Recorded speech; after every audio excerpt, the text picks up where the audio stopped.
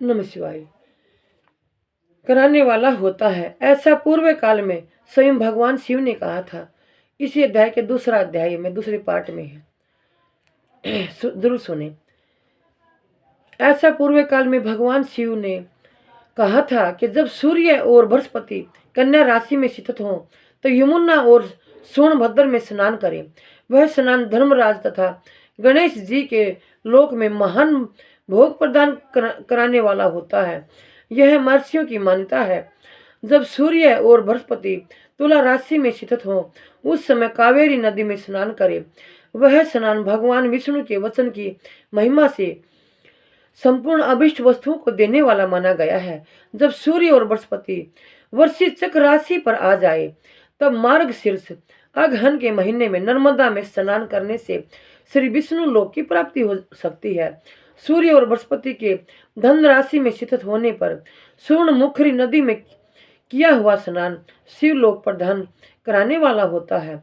जैसा कि ब्रह्मा जी का वचन है, जब सूर्य और बृहस्पति मकर राशि में स्थित हों उस समय माघ मास में गंगा जी के जल में स्नान करना चाहिए। ब्रह्मा जी का कथन है कि वह स्नान शिवलोक की प्राप्ति कराने वाला होता है।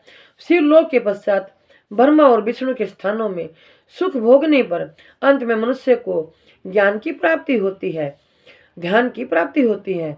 माघ मास में तथा सूर्य के कुंभ राशि में स्थित होने पर फाल्गुन मास में गंगा जी के तट पर किया हुआ श्राद्ध, पिंडदान अथवा तिलोदक दान पिता और नाना दोनों कुलों के पितरों की अनेकों पीढ़ियों का उद्धार करने वाला माना गया है। सूर्य और बृहस्पति जब मीन राशि में स्थित हो तब श्री कृष्ण वेणी नदी में किए गए स्नान की ऋषियों ने प्रशंसा की है। उन महीनों में पूर्वोक्त तीर्थों में किया हुआ स्नान इंद्र पद की प्राप्ति कराने वाला होता है। विद्वान पुरुष गंगा अथवा कावेरी नदी का आश्रय लेकर तीर्थवास करे। ऐसा करने से तत्काल किए हुए पाप का निश्चय ही नाश हो जाता है। नमः शिवाय। रुद्र लोक प्रदान करने वाले बहुत से क्षेत्र हैं। ताम्रपर्णी और वेगवती ये दोनों नदियां ब्रह्मलोक की प्राप्ति रूप फल देने वाली है। इन दोनों के तट पर कितने ही सौरदायक क्षेत्र हैं। इन दोनों के मध्य में बहुत से पुण्य प्रदक क्षेत्र हैं। वहां निवास करने वाला विद्वान पुरुष वैसे फल का भागी होता है, वैसे ही फल का भागी होता है। सदाचार, उत्तमवर्ती तथा सद्भावना के साथ मन में दया भाव रखते हुए विद्वान पुरुष को तीर्थ में निवास करना चाहिए, अन्यथा उसका फल नहीं मिलता।